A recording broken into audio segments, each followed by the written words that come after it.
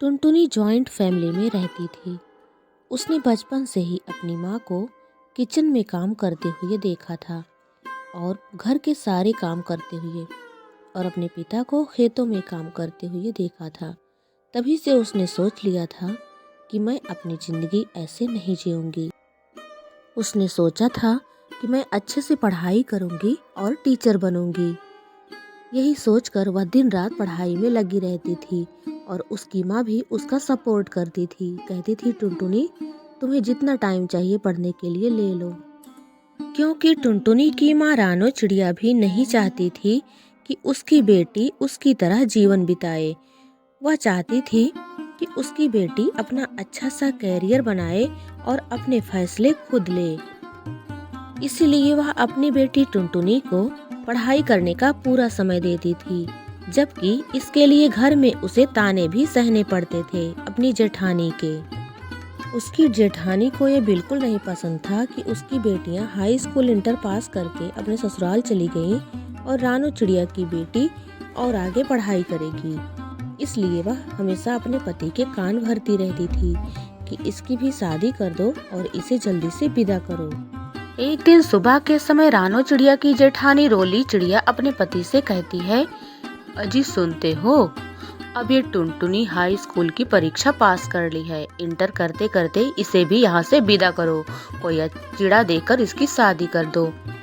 उसका पति कहता है, अरे भाग्यवान, तुम्हें इसकी चिंता करने की कोई जरूरत नहीं है। मैंने उसके लिए एक चिड़ा खोज लिया है और जल्द ही उसकी शादी कर देंगे। टुनटुनी के घर के सारे फैसले उसके बड़े पापा ही लेते थे, क्योंकि घर में सबसे बड़े थे और जॉइंट फैमिली में ऐसा ही होता है। और इसी तरह से टुनटुनी की भी शादी तय हो जाती है और टुनटुनी को पता भी नहीं होता। और इस तरह से रानो चिड़िया की जेठानी रोली चिड़िया बहुत खुश होती है और कहते हुए अपने घर में जाने लगती है, बड़ी आई पढ़ाई कराने वाली अपनी बेटी को, जल्दी से शादी करके विदा करेंगे, जाए अपने घर। ऐसा कहते हुए वह अपने घर में चली जाती है। रोली चिड़िया अपने कमरे में बैठी हुई थी, तभी टुनटुनी आती है।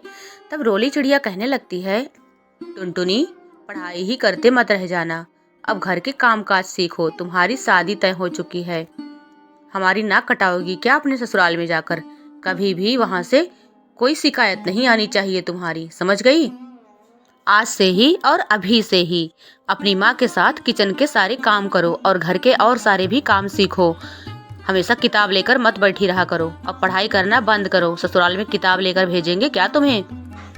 इस तरह से वह टुनटुनी को डांटने लगती है। टुनटुनी रोते हुए कहती है, बड़ी मम्मी, आप लोग जब मेरी शादी करेंगे तो उसमें कुछ पैसे तो खर्च होंगे ही ना। आप वही पैसे मेरी पढ़ाई में लगा दीजिए, मैं अच्छे से पढ़ लिख जाऊंगी, नौकरी पा जाऊंगी तो मैं आपके सारे पैसे सूद समेत वापस कर दूंगी। बड़ी मम्मी, कृपा करके आप बड़े पापा से कह दीजिए, आपकी बात वो मान जाएंगे, प्लीज बड़ी मम्मी।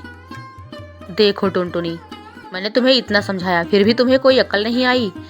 मैंने कहा ना, अपनी माँ के साथ घर के कामकाज सीखो, तुम्हें जल्दी ही ससुराल जाना है।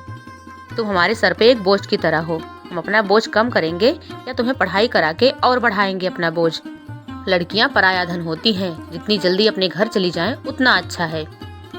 ऐसा कहते हुए उसकी बड़ी मम्मी उसे डांट कर अपने कमरे से भगा देती है और टुनटुनी कुछ नहीं कर पाती है। वह अपने कमरे में आकर रोने लगती है और कहती है, लगता है अब मेरी जिंदगी बर्बाद होकर ही रहेगी। मुझे तो अपने फैसले लेने का कोई हक ही नहीं है और ना ही मेरे मम्मी पापा मेरे फैसले ले सकते हैं। हे भगवान, अब मैं क्या करूं? मैंने अपनी ज़िंदगी के लिए कितने सपने देख रखे थे, अपने भविष्य के लिए, लगता है अब सब अधूरे रह जाएंगे। ऐसा कहकर टुनटुनी रोने लगती है। और देखते ही देखते टुनटुनी की शादी का दिन भी आ जाता है और टुनटुनी की शादी हो जाती है। उसके मम्मी पापा और वो कुछ नहीं कर पाते हैं और वो अपने घर से विदा होकर अपने नए घर में आ जाती है।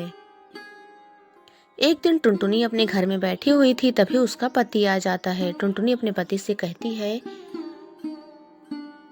बंटी जी, मैंने अपनी पढ़ाई छोड़ दी है, क्या आप मेरे ऊपर इतनी कृपा करेंगे कि मेरी पढ़ाई आगे करवा सकेंगे?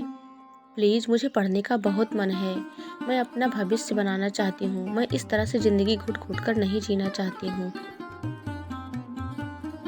बंटी कहता है, देखो टुनटुनी, अब तुम बहुत पढ़ चुकी, अब अपने नए घर में आ गई हो, अपना घर संसार संभालो, अपना परिवार संभालो, पढ़ाई की उम्र अब चली गई है तुम्हारी। टुनटुनी कुछ नहीं कहती और चुपचाप सुनती रहती है और अपने सपनों को अपनी आंखों के सामने टूटते हुए देखती रहती है। दिन बहुत तेजी से बीतने लगते हैं और टुनटुनी भी अपने हालात से समझौता कर लेती है और अपने घर संसार को संभालने में जुट जाती है और जल्द ही उसके 2 बच्चे हो जाते हैं। और अब तो टुनटुनी के पास अपने घर परिवार, बच्चों और पति के संभालने के अलावा और कोई काम ही नहीं सूझता है। उसके पास टाइम ही नहीं बचता है कुछ और सोचने का और करने का। इस तरह से उसकी ज़िंदगी जैसे किसी लूप में फंस गई थी। रोज़ सुबह उठना, झाड़ू पोछा, बर्तन करना, खाना बनाना, बच्चों की देखभाल करना, उन्हें स्कूल भेजना और अपने पति की देखभाल और सेवा करना। बस उसी की ज़िंदगी ऐसे ही कट रही थी। वह अपने परिवार के सारे सदस्यों का ध्यान रखती थी, लेकिन खुद बुझी बुझी, दुखी सी और निराश सी रहती थी और हमेशा सोचती रहती थी कि लड़कियों को लड़कों की तरह पढ़ाई करने का मौका क्यों नहीं दिया जाता, उन्हें अपने जीवन में कुछ और हासिल करने का मौका क्यों नहीं दिया जाता, उन्हें शादी करके विदा करने की जल्दी क्यों रहती है।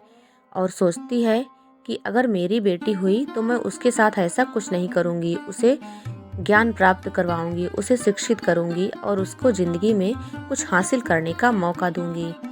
दोस्तों, अगर टुनटुनी की समस्या का हल आप लोगों के पास हो तो उसे ज़रूर बताइएगा। कहानी पसंद आई हो तो प्लीज़ लाइक, शेयर, सब्सक्राइब कर दीजिएगा। मिलते हैं नेक्स्ट वीडियो में, तब तक के लिए धन्यवाद।